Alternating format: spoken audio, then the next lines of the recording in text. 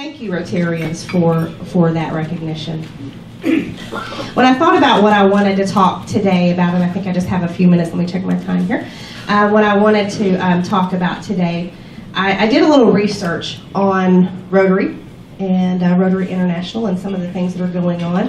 And this won't be any news to you, but I found it very interesting. So one of the first things that I ran across was, is it Razin? Barry Razin?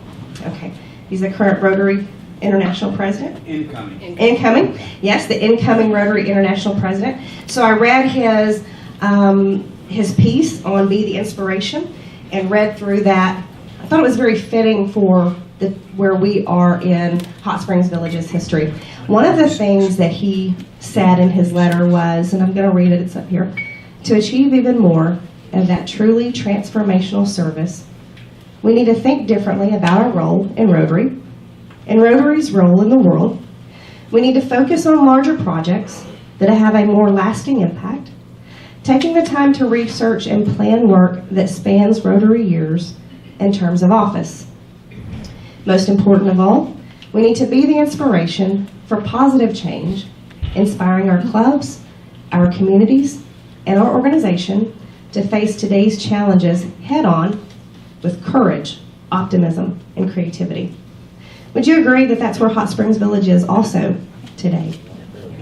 Absolutely, a lot of parallels to that. And you know, we're not unique in that. A lot of things changed after 9/11. A lot of things changed after the real estate crash. And it caused industries and communities to rethink who and what they were. And so that's where I thought it was very interesting, and I especially liked his line about planning work that spans Rotary years in terms of office. You know, for a while, we have kind of taken in stride individual years here in Hot Springs Village. And when I came on board as the Chief Executive Officer, looking out into the future, because that's what you should do as a CEO, look out into the future and see where that vision is going. We didn't have a plan, right? And we had a lot of good people.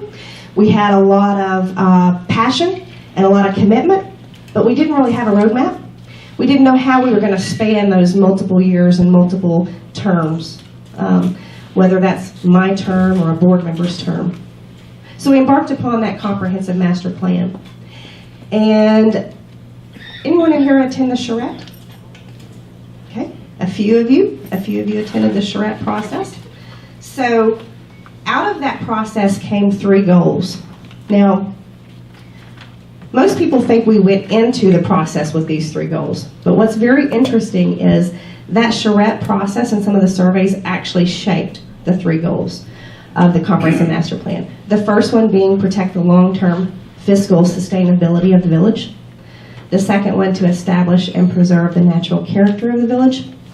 And the third to evolve the experiences and housing to meet the changing retirement needs and demographics. And we said we need a comprehensive approach to that, right? For many, many years, we were relegated to the position of only worrying about maintenance because we had another group here who was interested in growth, right? Anybody know who that group was?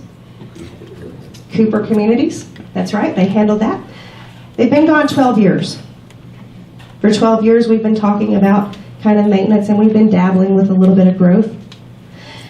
When we embarked upon the comprehensive master plan, we said we need to have a comprehensive process that acknowledges our need to continually grow, to continually meet service gaps, and to continually address our maintenance. See the circle? I'm here to tell you today that without growth and without addressing service gaps, there will be nothing to maintain eventually. Those are the cold, hard facts. And so it's inevitable that we too take on that role and say, as we're comfortable, right? We don't want to bite off more than we can chew, but as we're comfortable, we need to continually look at both growth, service gaps, and maintenance. We have to balance those. So I'm going to give you a couple of maintenance myths. Hope I don't step on any toes when I do this. So let's talk about maintenance for a minute, because quite frankly, I'm here to also stand up and say we haven't always done this well. And by we, I mean the community, okay? Not all of us in this room have been involved in each one of those things, but collectively, we haven't always done maintenance well. We've made some decisions that haven't panned out, and that's caused some trust to be lost. Would you agree? Okay, we have to earn that back. We have to do the basics, and this team back here knows, they've heard me, Stephanie knows, the basics have to happen without fail. That's how we're going to earn the trust back. But something else has to happen. A mind shift has to happen here in this community. The first maintenance myth is we don't need growth, we just need to maintain what we have. Remember what I said. If you don't have growth, you eventually won't have anything to maintain. You heard in the comprehensive master plan, anybody attend the March 6th meeting? Okay. You heard, for those of you that attended, you heard our consultants say that the current rate of inflation is exceeding our annual assessment CPI increases. Anybody else hear that? Been living it. You know, right? Going in opposite directions. It's not coming back together absent some interjection, right? So number one, why does that not work? Because our rate of inflation exceeds our CPI growth. Number two, who's going to be the future buyer of your house? You ever thought about that? Like, if we aren't attracting the next generation buyer, and if we aren't appealing to them, what's going to happen to those houses when they're no longer relevant? And then third, I've said this many times, we can be as exclusive as we're willing to pay for it. I mean, there are some people who go and they move to places and they pay a lot every month because, by golly, they want a certain lifestyle and it to not change, and they're willing to do that. So that's the first maintenance myth. All right? The second maintenance myth, the POA doesn't take care of existing infrastructure. I'm going to call that a partial myth, because I think there are times when we haven't done that. But I'm here today to tell you that actually what's been occurring is that the POA has a funding gap. We have actually been taking care of maintenance. Since 2005, so for the 12-year period between 2005 and 2017, there have been $20 million in capital projects. $20 million.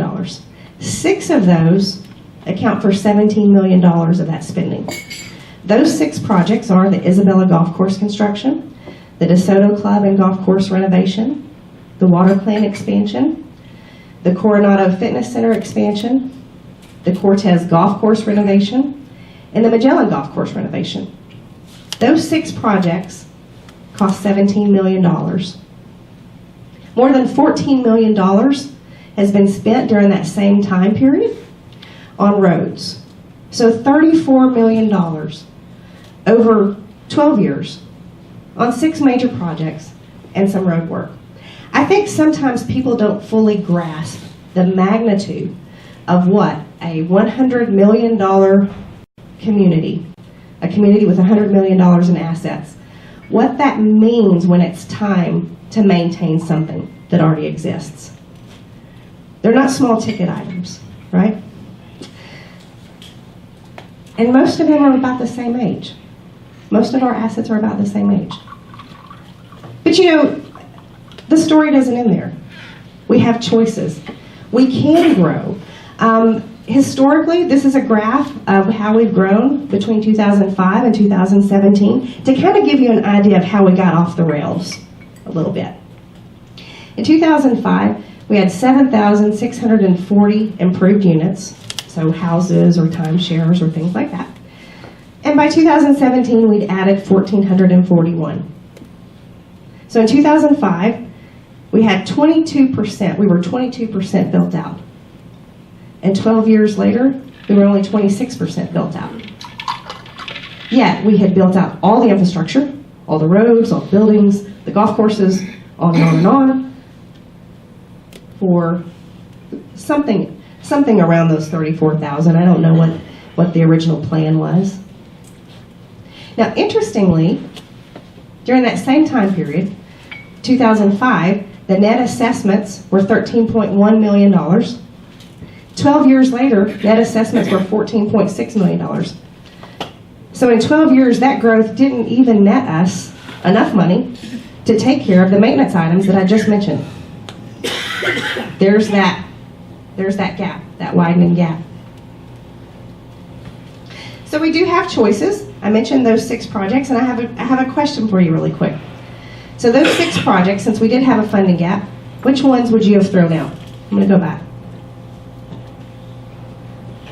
If you were in the seat, you were making the decision, which one would you have not done to save the money? Anybody? Greg? Solar Club. DeSoto Club? Okay. You just closed it down, or what would you have done with it? I would have taken the old restaurant down below, I'd have made that the pro shop, and I would have renovated that into a smaller restaurant. Okay. Okay. Choices, right? Choices. That may have saved us $750,000, maybe $750, maybe. So good choices. Yeah, good choices. Anybody else willing to say what they would throw out? It is valid off-road construction. We've already got a lot of it. Not constructed another. Yeah. No problem maintaining. Yeah. Sold a lot of houses, or Cooper did anyway, around Isabella Golf Course. Yeah. Actually, we didn't actually construct that ourselves. Cooper constructed that and gave it to us. But those are the things, right? Those are the decisions when we're talking about maintenance and growth. We have some big decisions here. We have some exciting decisions. I love what your incoming president said about planning work that spans Rotary years in terms of office. That's where we need to be. And so I'll end with this thought. Anybody recognize this guy? Yeah? Lou Holtz. He is the only college football coach to lead 6 different programs to bowl games, and the only coach to guide 4 different programs to the final top 20 rankings. So I'll leave you with this thought. Be like Lou, who said, in this world, you're either growing or you're dying, so get in motion and grow. Okay? All right. Thank you for your time today.